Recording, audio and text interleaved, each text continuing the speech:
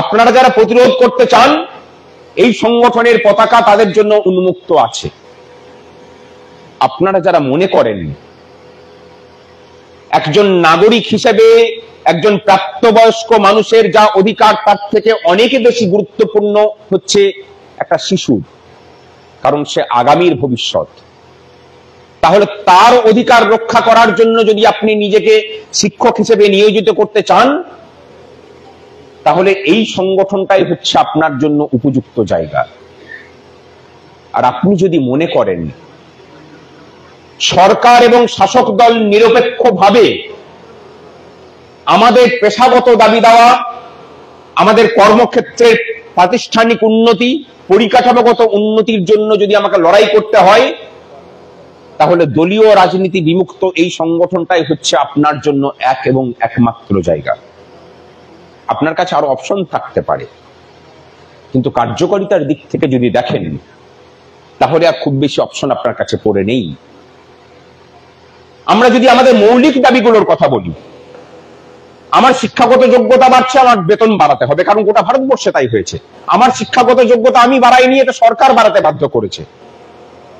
বাকি দেশে প্রাথমিক শিক্ষকদের বেতন কাঠামো সংশোধিত হলেও পশ্চিমবঙ্গ সেই জায়গা থেকে বিপরীত মুখে থেকেছে। লড়াই করতে হয়েছে। শতাব্দী প্রাচীন বহু সংগঠন শিক্ষকদের সেই লড়াইকে বিদ্রুপ করেছে, কটাক্ষ করেছে, উল্টে দুর্বল করার চেষ্টা করেছে। আলটিমেটলি আমাদের ঐক্যের জোরে, আমাদের কঠোর মনোভাবের জোরে আমরা আপাতভাবে জয়যুক্ত হয়েছি। সম্পূর্ণ সুবিধা আমরা পাইনি, কারণ এই সরকারের প্রত্যেকটা কর্মের মধ্যে দিয়ে যেটা আপনি পাবেন সেটা হলো বিভেদের প্রচেষ্টা করা। সমাজের প্রত্যেকটা ক্ষেত্রের মধ্যে বিভেদ তৈরি করে রাখো এবং সেই বিভেদের সুযোগ নিয়ে আমার শাসনটাকে বহাল তবিয়তে টিকিয়ে রাখার ব্যবস্থা করা। তারা করেছেন। 26/7/2019 পরে যে লড়াই করে আমরা আমাদের অধিকারটাকে অর্জন করেছিলাম, সেই লড়াইটা যাতে সমস্ত শিক্ষক শিক্ষিকা সমানভাবে ভোগ করতে না পারেন, তার জন্য তারা 26/7/2019 অর্ডারটাকে সঠিকভাবে ইমপ্লিমেন্ট করেননি। অর্ডারটা ভুল নয়, অর্ডারটার ইমপ্লিমেন্টেশনে ভুল আছে, শুধু একটা তারিখের দরকার। Nationally affected from 1/1/2006। এটার জন্য লড়াই চলছে। সেই আন্দোলনের পরেও আরো 4 বার আমরা পথে নেমেছি বিভিন্ন দাবি দাওয়া নিয়ে।